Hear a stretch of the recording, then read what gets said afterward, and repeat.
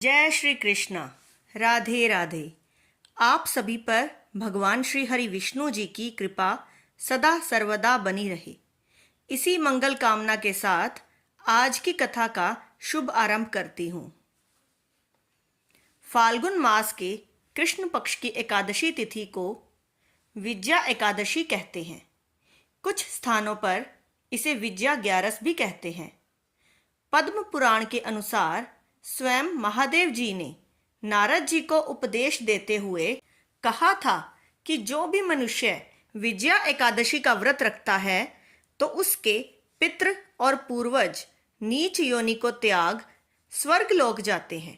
साथ ही व्रत करने वाले को हर कार्य में सफलता प्राप्त होती है और उसकी सभी मनोकामनाएं पूर्ण होती हैं तथा घर में सुख समृद्धि, धन, संपत्ति और खुशहाली आती है।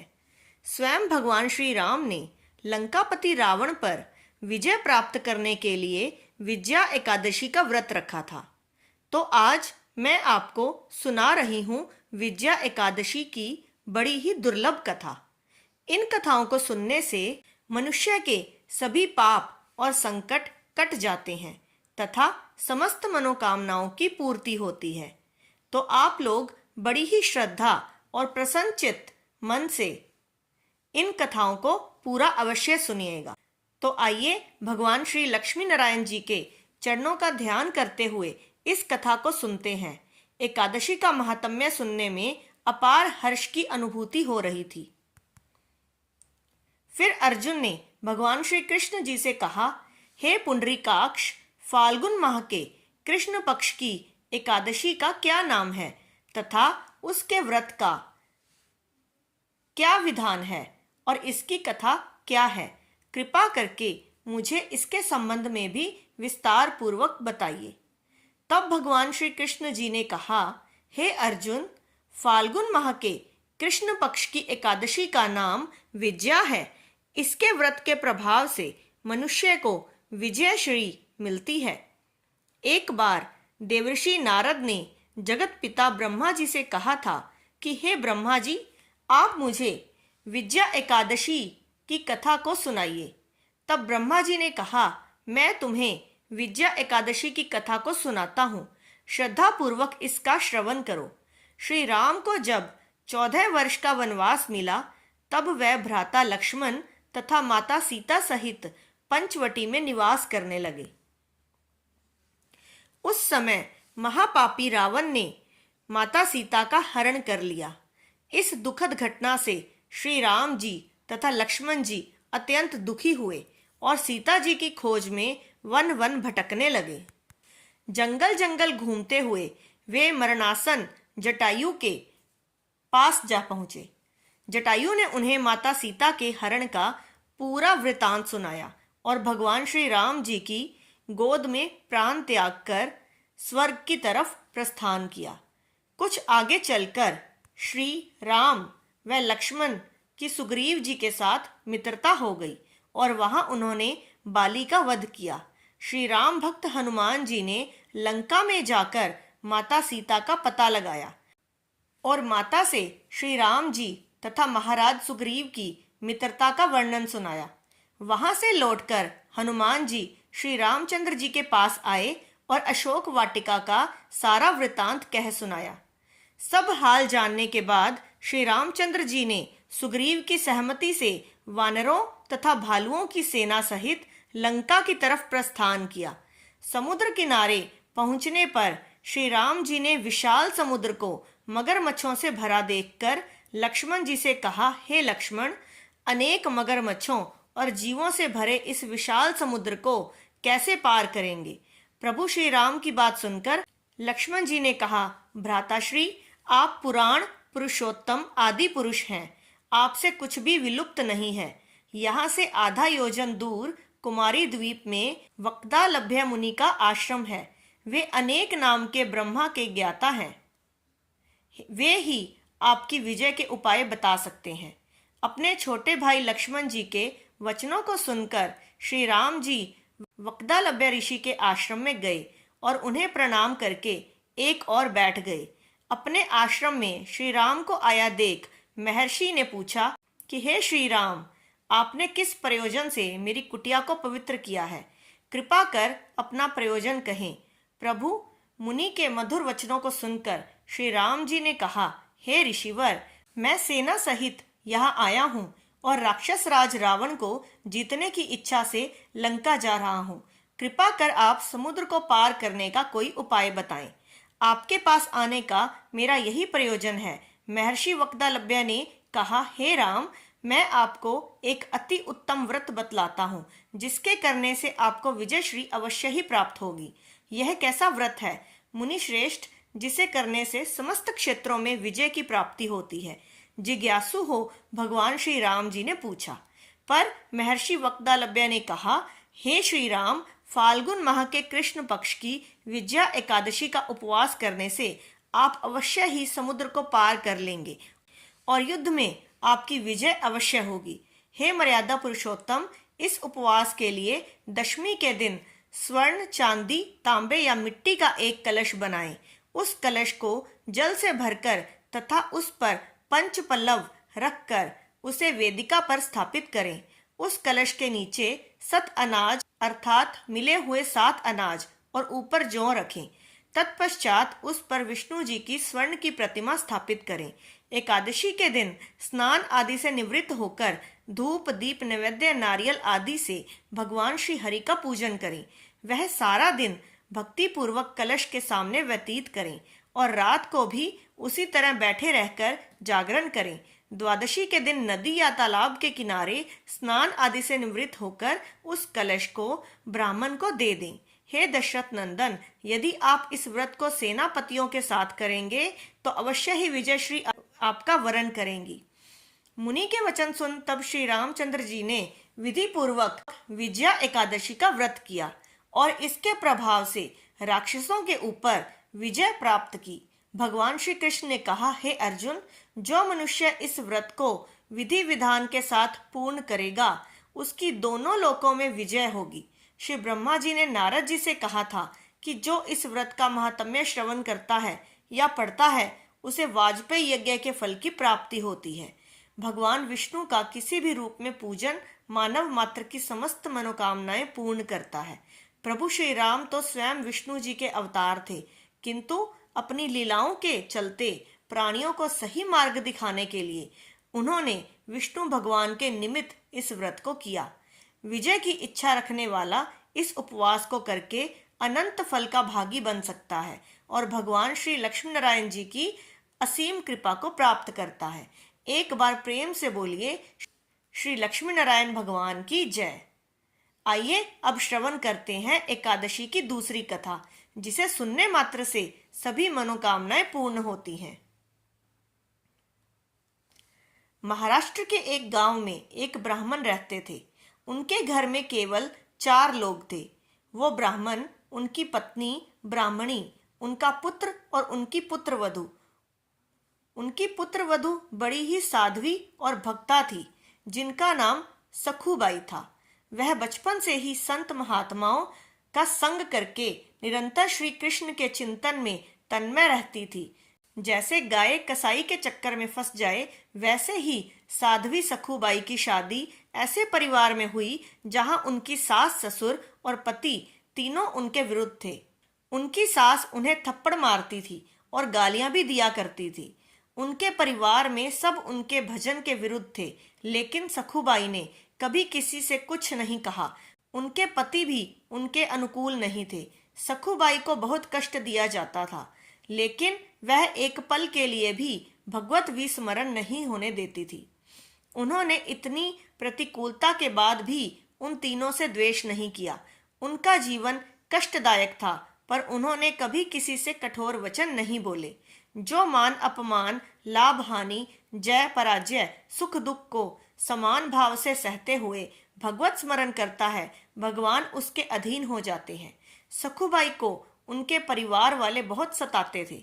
सखुबाई को पीटा जाता था, गालियां दी जाती थी, कलेशात्मक व्यवहार किया जाता था, लेकिन सखुबाई के हृदय में विठ्ठल ऐसे बसे हुए थे कि इसका उनके ऊपर कोई प्रभाव नहीं पड़ता था। सखूबाई को फटे पुराने कपड़े पहनने को मिलते थे, रूखा सूखा खाने को मिलता था, प्रति क्षण डांट पिटाई होती थी, लेकिन वह हर समय श्री कृष्ण के चिंतन में लीन रहती थी। सखू की दशा पर गांव के स्त्री पुरुषों को बहुत बहुत तरस आता था, पर किसी की हिम्मत नहीं होती थी कि कोई उनके परिवार को समझा सके।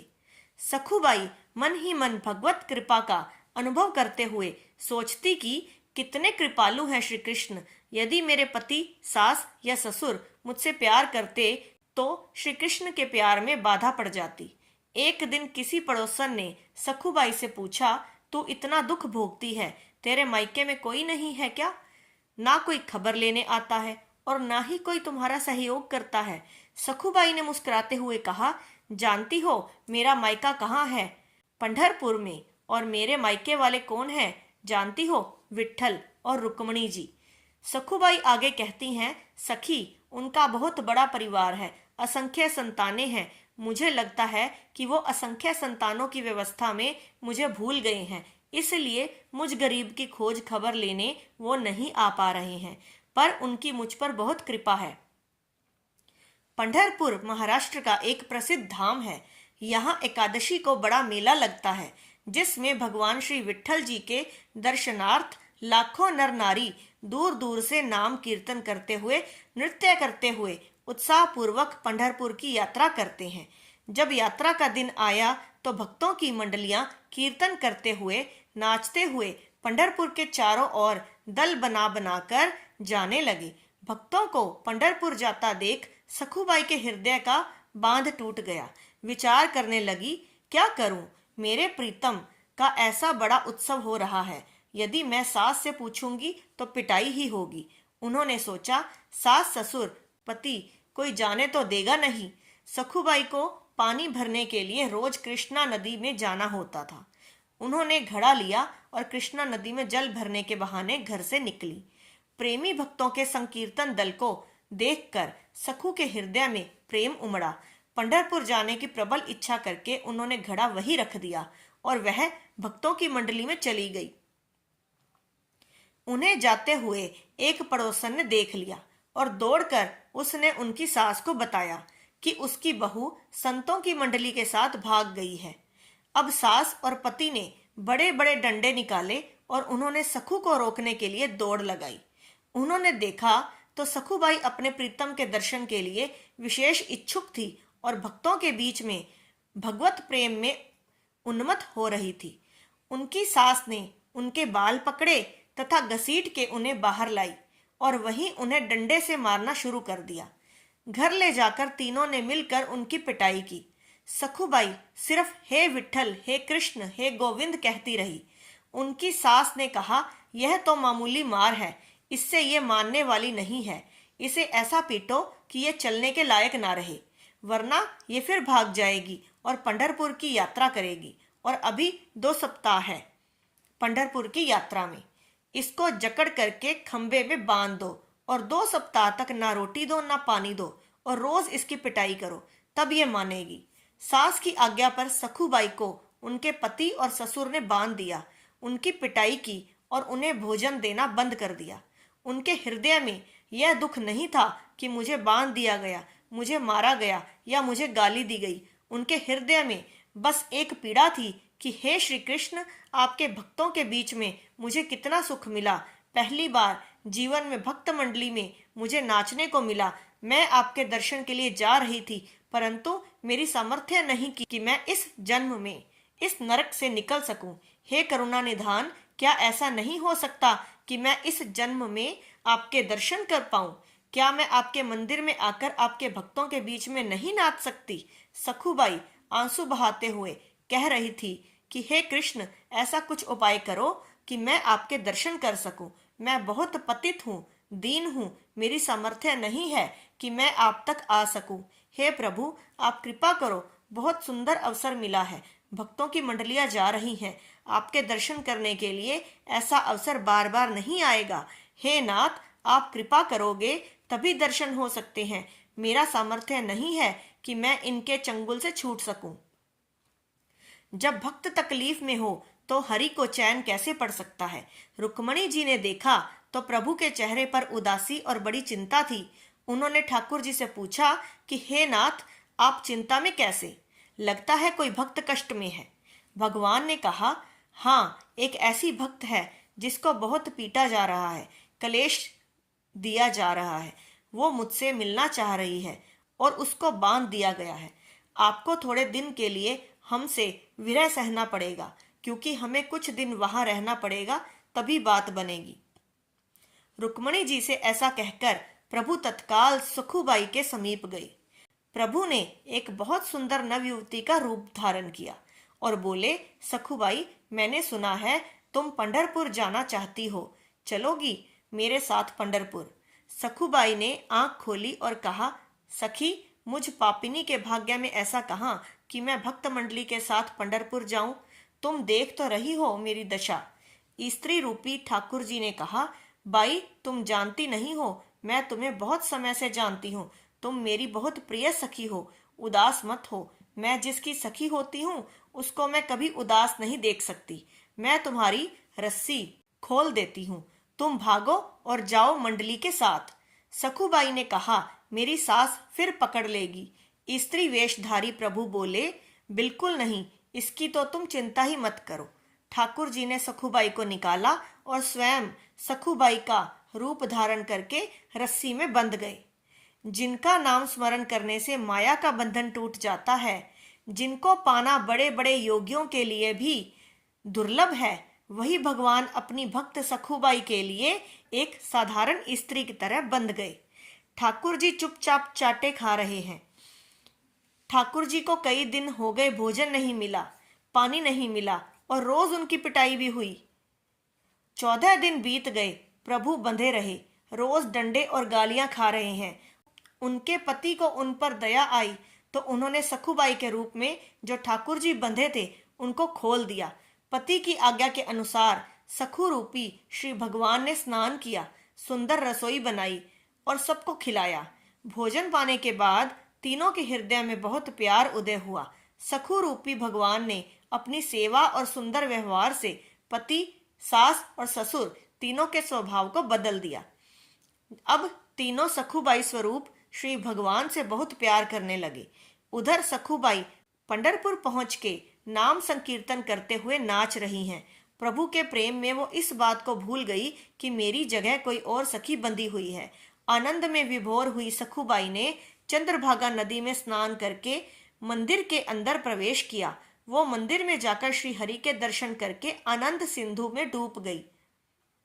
सखुबाई का प्रभु में ऐसा मन लगा कि उन्होंने प्रभु के सामने प्रतिज्ञा कर ली कि जब तक शरीर में प्राण रहेंगे मैं पंढरपुर की सीमा के बाहर नहीं जाऊंगी।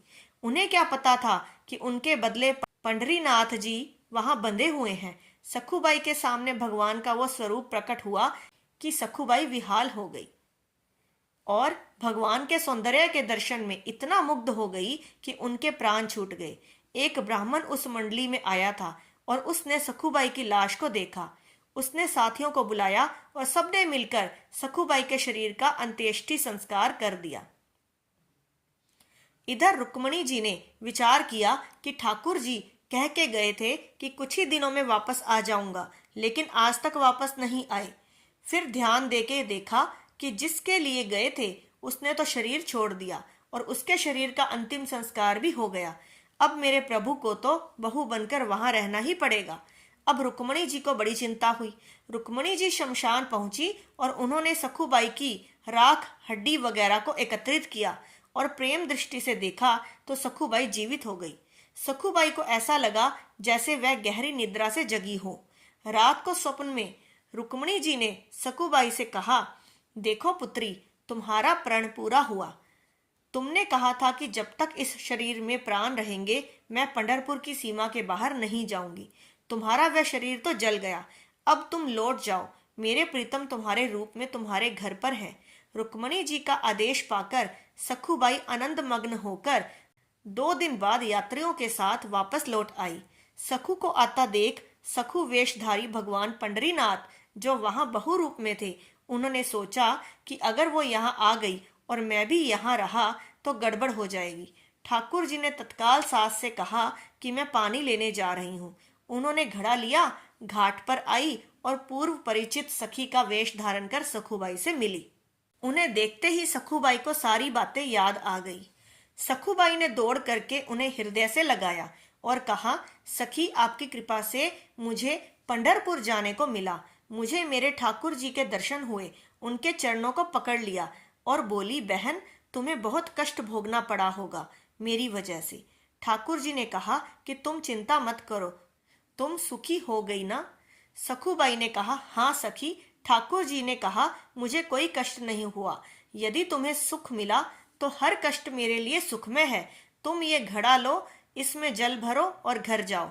सखुबाई घड़ा भरकर अपने घर को गई और ठाकुर जी अंतर्ध्यान हो गई। सखुबाई घड़ा उठाकर घर पहुंची और अपने काम में लग गई। सखुबाई को सास, ससुर और पति के बदले हुए स्वभाव को देखकर बड़ा आश्चर्य हो रहा है। दूसरे दिन वो ब्राह्मण अर्थात जिसने सखुबाई के शरीर का अंतिम संस्कार किया था वापस आया और उसने सखुबाई के घर पहुंचकर कहा कि मैं एक खबर देने आया हूँ। तुम्हारी बहू पंढरपुर गई थी, जहाँ ठाकुर जी के दर्शन करके उसके प्राण निकल गए और हम सब ने उसके शरीर का अंतिम संस्कार कर दिया। परिवार वालों ने कहा कि हमारी बहू तो घर के अंदर है। आवाज लगाई, सखुबाई सामने आ गई। सखुबाई को देखकर ब्राह्मण के होश उड़ गए। ब्राह्मण के बहुत कहने पर उन्होंने सखु को अपने पास बुलाकर पूछा कि हमने तुम्हें यहाँ बांध रखा था, लेकिन ये कहते हैं कि तुम पंढरपुर में गई और वहां मर गई। कैसी बात है ये? सखुबाई ने कहा, ये जो कह रहे हैं बिल्कुल सत्य है। जिस समय आपने मुझे बांध रखा था उसी समय कोई नव युवती स्त्री आई थी और उसने मेरी सहायता की और मुझे खोल दिया। मैं भक्तों के साथ पंढरपुर गई और वो यहाँ बंधी रही। मुझे तो वहां भेज दिया और स्वयं आपका प्रतिकूल व्यवहार सहती रही। मैं पंढरपुर गई थी, वहां एक दिन में मैं वहां बेहोश भी हो गई थी। बाद में मुझे मालूम हुआ कि मैं मर गई थी और मेरे शरीर को जलाया गया था, पर रुक्मणी जी ने मुझे फिर से जिंदा कर दिया और वापस भेज दिया। मैं जब नदी के पास आई तो वह युवती जिसने मुझे खोला था वो मुझे घड़ा देकर चली गई। आप लोग जानते हैं वो युवती कौन थी? सास, ससुर और पति ने कहा, हमें तो पता नहीं। सखुबाई ने कहा, जब वो चली गई तो मुझे पता चला कि वो मेरे पांडुरंग विट्ठल ही थे। आप लोगों का बड़ा सौभाग्य है कि आपको मेरे इष्ट के दर्शन हो गए। यह सुनते ही सखुबाई के सास, ससुर और पति उनके चरणों में गिर पड़े और कहा कि हमने तुम्हें पहचाना नहीं। हमारे घर में ऐसी परम भक्त, परम साध्वी रहती है जिसके अधीन श्री भगवान हैं। हमने तुम्हें बहुत सताया, हम पर कृपा करो। संत सखुबाई ने सास, ससुर और पति को भक्ति का उपदेश दिया। तीनों भजन परायण होकर सखुबाई की कृपा से भगवत धाम को प्राप्त हुए। यदि उपासक भक्ति मार्ग में आगे बढ़ रहा हो और उसके जीवन में प्रतिकूलता आए तो उसे आनंदित होना चाहिए कि अब हरि जल्दी ही आने वाले हैं। जब जब प्रतिकूलता किसी भक्त के जीवन में आई तो भगवान का ऐसा अवतार हुआ जो न तो पुराणों में लिखा है और न ही शास्त्रों में। हरि हमें हर क्षण देख रहे हैं। कभी निराश मत होना। चाहे जितना दुख कलेश आए, आपको दुख कलेश देने वाले व्यक्ति को कभी कलेश देने का विचार मत करना। आनंदित होकर सहना, तो हरि आप पर कृपा करके आएंगे और आपको हृदय से लगा लेंगे। इससे हमारा जन्म जन्म का दुख दूर हो जाएगा। जय श्री कृष्ण। राधे राधे। अब आइए श्रवण करते हैं एकादशी के दिन सुनी जाने वाली तुलसी माता की कथा। एक समय की बात है, एक परिवार में ननद और भाभी साथ साथ रहा करती थी। ननद का विवाह अभी नहीं हुआ था। वह तुलसी जी के पौधे की बहुत सेवा करती थी। नियम से तुलसी को सींचती और दीपक जलाती थी, लेकिन उसकी भाभी को यह सारी बातें बिल्कुल भी पसंद नहीं थी।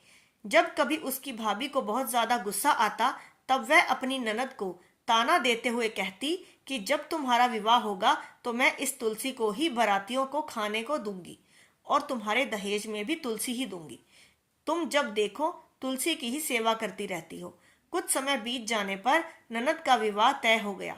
विवाह के दिन भाभी ने अपने कहे अनुसार बारातियों के सामने तुलसी का वह गमला फोड़ दिया जिसकी सेवा उसकी ननद किया करती थी और तुलसी के पत्ते खाने के लिए कहा। तुलसी जी की कृपा से वह फूटा हुआ गमला कई सारे स्वादिष्ट पकवानों में बदल गया। भाभी ने गहनों के नाम पर तुलसी की मंजरी से बने हुए गहने अपनी ननद को पहना दिए। देखते ही देखते तुलसी जी की मंजरी से बने हुए गहने भी सुंदर सोने जवाहरात में बदल गए। इतना ही नहीं, भाभी ने मारे क्रोध के वस्त्रों के स्थान पर तुलसी का जनेव रख दिया और वह भी रेशमी और सुंदर वस्त्रों में बदल गया। अब जब ननद अपनी ससुराल में पहुंची तो ससुराल में तो उसके दहेज की बहुत प्रशंसा हुई। यह बात भाभी के कानों तक भी पहुंची। उसे बहुत आश्चर्य हुआ। उसने सोचा कि उसने तो ननद के गहने, कपड़े और जनेव तक तुलसी जी के ही रखे थे, तुलसी की मंजरी रखी थी। यह सब जानकर भाभी को बहुत आश्चर्य हुआ। अब उसे तुलसी की पूजा का महत्व समझ में आ गया। उस भाभी की भी एक लड़की थी। वह तब अपनी बेटी से कहने लगी कि बेटी, तुम भी तुलसी की सेवा किया करो, तुम्हें भी तुम्हारी बुआ की तरह फल मिलेगा। वह जबरदस्ती अपनी बेटी से तुलसी की सेवा करने को कहा करती, लेकिन लड़की का मन तो तुलसी की सेवा में लगता ही नहीं था। धीरे धीरे समय बीता। भाभी की लड़की बड़ी हो गई। अब उसके विवाह का समय आ गया। तब भाभी सोचने लगी कि जैसा व्यवहार मैंने अपनी ननद के साथ किया था, वैसे ही अब मैं अपनी बेटी के साथ भी करूंगी, तो यह भी गहनों से लद जाएगी और बारातियों को भी खाने में तरह तरह के पकवान मिलेंगे और ससुराल में भी इसे बहुत मान सम्मान मिलेगा। यही सोचकर भाभी बारातियों के सामने तुलसी का गमला फोड़ देती है, लेकिन इस बार गमले की मिट्टी मिट्टी ही रहती है। मंजरी और पत्ते भी अपने ही रूप में रहते हैं। जनेव ने भी अपना रूप नहीं बदला। और जब भाभी ने सभी बारातियों को खाने में तुलसी के पत्ते दिए तो यह देखकर सभी लोग और बाराती भी भाभी की बुराई करने लगे। भाभी ने लालच में आकर अपनी बेटी के दहेज में भी तुलसी के पत्ते और मंजरी आदि रख दिए थे। जब बेटी अपनी ससुराल पहुंची तो वहां पर भी उसकी बुराई ही हुई। भाभी गुस्से के मारे कभी भी अपनी ननद को नहीं बुलाती थी। एक दिन भाई ने सोचा कि मेरी पत्नी तो मेरी बहन को बुलाती नहीं है, क्यों न मैं ही अपनी बहन से मिलकर आऊं। यह सोचकर उसने अपनी पत्नी से कहा और कुछ उपहार अपनी बहन के लिए ले जाने की बात कही। तो भाभी ने थैले में ज्वार भरकर कह दिया कि यह लो और कुछ नहीं है, तुम यही लेकर जाओ। तब भाई बहुत दुखी मन से अपनी बहन के पास चल दिया। रास्ते में वह सोचता रहा कि कोई भाई भला अपनी बहन के घर ज्वार कैसे लेकर जा सकता है। यही सोचकर वह गौशाला के पास रुक गया और ज्वार का वह थैला उसने एक गाय के सामने पलट दिया। तभी एक ग्वाले ने यह सब देख लिया। तब ग्वाले ने आकर भाई से कहा कि अरे, आप गाय के सामने यह हीरे मोती और सोना क्यों डाल रहे हो? इसे तो घास डालनी होती है। तब भाई ने देखा तो वह हैरान रह गया। फिर भाई ने ग्वाले को सारी बात सुनाई और धन देकर खुशी खुशी अपनी बहन के घर चल दिया। दोनों भाई बहन एक दूसरे को देखकर बहुत प्रसन्न हो गए। तब बहन ने तुलसी माता से सच्चे मन से प्रार्थना की कि उसकी भाभी को सद्बुद्धि प्राप्त हो जाए और तुलसी माता की कृपा से उनके घर में सुख समृद्धि और धन के भंडार भर जाएं।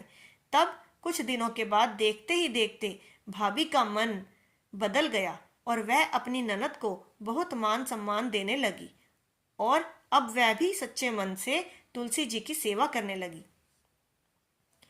तुलसी माता की कृपा से उनके घर में सुख समृद्धि के भंडार भर गए। उनके घर में अब कलह कलेश नहीं होता था और सभी सुख से रहने लगे। प्रेम से बोलिए तुलसी माता की जय। ऐसी और कथाओं को सुनने के लिए हमारे चैनल को सब्सक्राइब करना ना भूलें। राधे कृष्णा।